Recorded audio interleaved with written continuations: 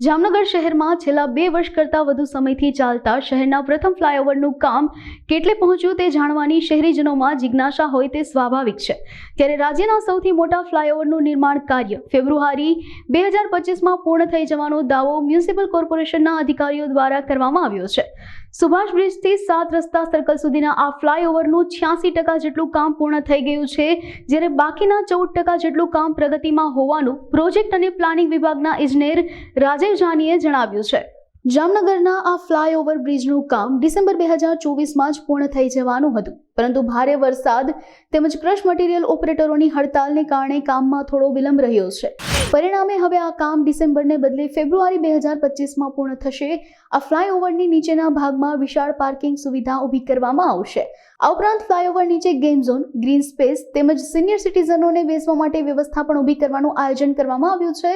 Flyover શરૂ થયા બાદ ઇન્દિરા માર્ગ પરની ટ્રાફિક સમસ્યા પણ હળવી થશે।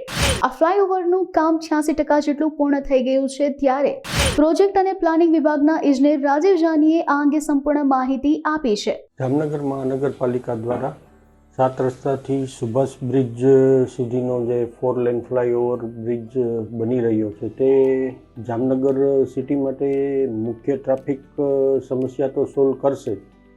જેમ કે જામનગર શહેરના મુખ્ય 4 જંકશનો છે, 7 રસ્તા, ગુરુદ્વારા, અંબર જંકશન અને નાગનાથ જંકશન। આ 4 જંકશન ઉપરના ટ્રાફિકનું સોલ્યુશન તો આવશે જ, પણ એની સાથે આ બ્રિજ કે જે સૌરાષ્ટ્રનો લાંબામાં લાંબો 3.4 કિલોમીટરનો લાંબો બ્રિજ છે, એની અંડરની જગ્યામાં અંડર સ્પેસ એક્ટિવિટીઝમાં આપણે ઘણું બધું પ્લાનિંગ કરેલું છે, જેવું કે ફૂડ કોર્ટ અંદર બનશે, એમાં 4 વ્હીલર, 2 વ્હીલર, ઓટો રિક્ષા અને બસ માટેનું પે એન્ડ પાર્કિંગ પણ બનશે। એના સિવાય ગ્રીન સ્પેસ અને લેન્ડસ્કેપિંગના બધા જુદા જુદા ગાળાઓ રાખેલ છે। એની સાથે waiting area, sitting area, senior સિટીઝનના વેઇટિંગ એરિયા, ગ્રીન બ્યુટિફિકેશન છે।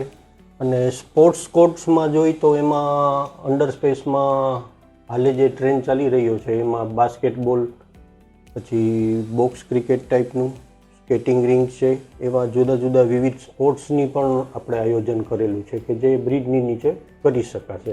તદુપરાંત ઇલેક્ટ્રિક વ્હીકલનું ચાર્જિંગ સ્ટેશન પ્લાનિંગમાં છે, અને એના સાથે સિવિક સેન્ટર અને પબ્લિક ટોયલેટ, એક જેએમસીનું સિવિક સેન્ટર પણ બનાવવાનું આના સાથે આયોજન કરે છે। એટલે ટ્રાફિકની સાથે આ ફ્લાયઓવર બ્રિજમાં નીચે આવી જુદી જુદી પ્રકારની તમામ પ્રકારની પાર્કિંગથી માંડી અને બધી જ ફેસિલિટીનું આયોજન આપણે હાથ ધરેલ છે।